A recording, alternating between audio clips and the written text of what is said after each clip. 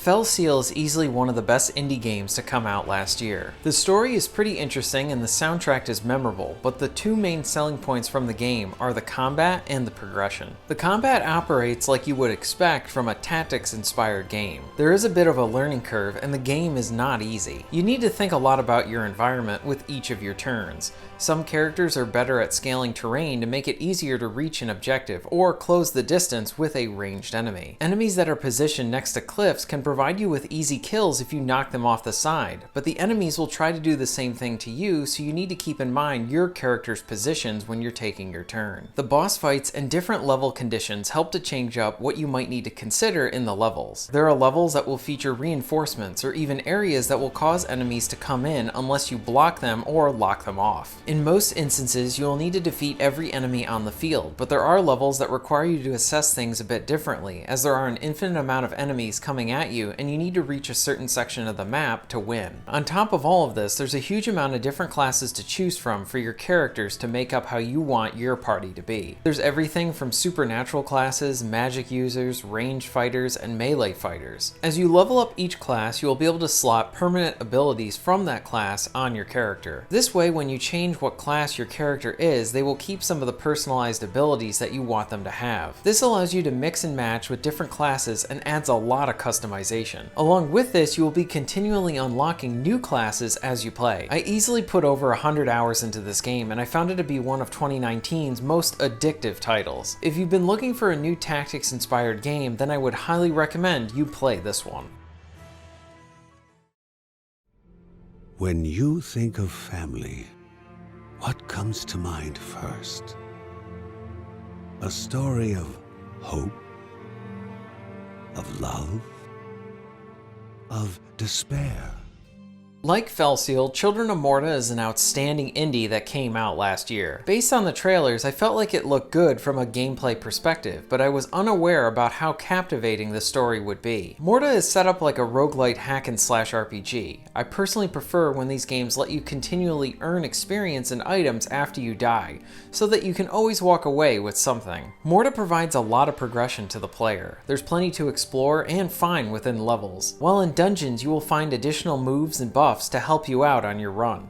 The additional moves and buffs allow each dungeon run to feel unique, and you can also grab all of the golden experience that you earned and take it back with you. You get a nice selection of characters. The swordsman is focused on armor and can use a shield to block attacks, along with being able to attack with their shield up. The archer is very different in that she plays like a twin-stick shooter. The dagger-wielding son is a fast melee attacker and is rewarded for staying in a frenzy to build up your damage. The rest of the classes are a magic user, a martial artist, and a slow tank-like character. Each of the characters will level up and they can earn skills that will help out every one of the playable characters, so you're encouraged to try everyone out. While the gameplay and progression aspects of the game are great and kept me addicted to the game, I was unexpectedly absorbed by the story presented here. In many of these types of games, the story is used as a way to set the stage rather than being this continuing force that you want to see more of in roguelites. But here, the story is on par with the gameplay. There's a narrator that provides you with so much good story, and the writing is pretty good as well, and it does a good job of pulling you into this world and making you care for this family. As you are exploring dungeons and returning back to your home, you will get plenty of side beats that help to flesh out the characters and their relationships. From the story to the gameplay, Children of Morta is one of the best indies of last year. But also times when you felt alone, vulnerable, and wounded. When you think family, you realize how it shapes you.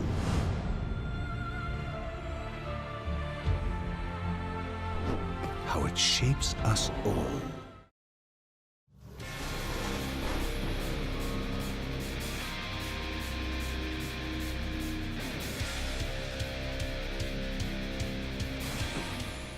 Valfaris is an action-heavy 80s-infused game, and it's really awesome. Combat here is the highlight and very satisfying. You have a variety of different melee weapons and ranged weapons. Slashing and shooting at your enemies feels great, and the bloody results really helps to sell the action even more. You also have access to a shield, and you can use this as a means to catch an enemy's bullet in the air and shoot it back at them. This can be risky to use, but it also lets you get a leg up on the enemy. The game's idle system is really interesting. As you progress throughout the levels, you will find find idols, and as you collect them, you will gain more health, but you can also use those idols as a way to create checkpoints for yourself. The idols can be used to upgrade your weapons. This is something that you will continually consider as you play the game. The game is pretty tough as well, but the action is always fun.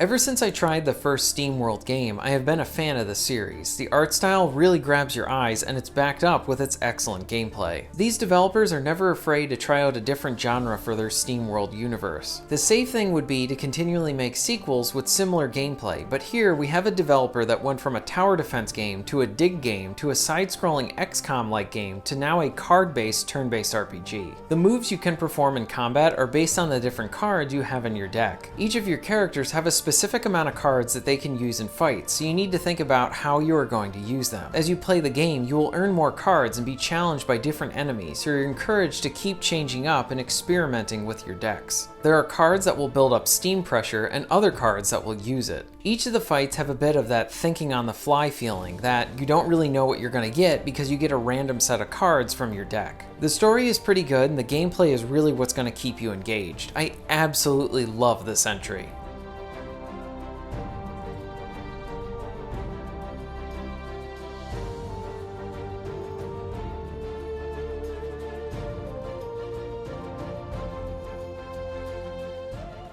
As I've said before, 2019 seemed like an odd year where many other companies would come in and try to pick up where legacy companies stopped making new entries for their franchises. We saw this with the excellent Bloodstained, as that was made by some of the original talent behind Castlevania, and Bloodstained proved to be a quality successor. The same can be said with Konami and Contra. Fans would like to see a traditional Contra return in some capacity, but Konami hasn't done that. So a smaller indie company came in to provide a solid Contra-like experience with Blazing Chrome. This doesn't waste its time on story and chooses to put all its focus on the gameplay. You will die in one hit and the action is relentless. You will earn a variety of different guns throughout the different levels to help you out. The trick with those pickups is that if you die with one of those weapons equipped, you're gonna lose that weapon. With Blazing Chrome, you get solid action and a memorable soundtrack.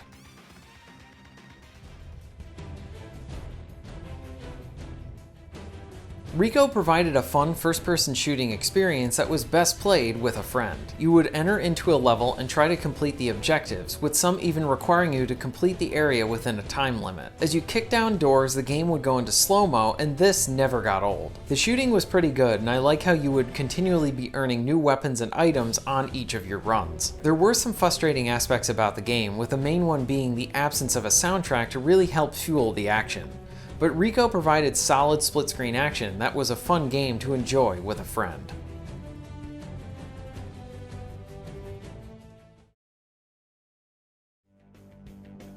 I absolutely love Burnout. It's one of the best racing games and I wish that series would come back. The over-the-top nature of those games with the focus on arcadey action really made them so memorable. Dangerous Driving is like the little brother to Burnout and it's made by some of the same talent behind the Burnout games. Do not expect a fully fleshed out Burnout experience, but rather a fun little title that does help to capture the spirit of the Burnout games. This game made me smile as I used my car as a weapon to take down other vehicles. If you missed Burnout, then this one is worth checking out. God's Trigger was a nice violent surprise this year. It's a top-down action game that gives you a nice variety with melee attacks and plenty of ranged weapons. The combat feels great in this game and the impact of your hits is really bloody. The trick with God's Trigger is how you will die in one hit, and you need to think on the fly and be able to plan your attacks. The game is a solid time in single player, with it providing even more fun in co-op. There's plenty of levels to enjoy and upgrades to earn as well here. If you want a fun, violent co-op game, then check this one out.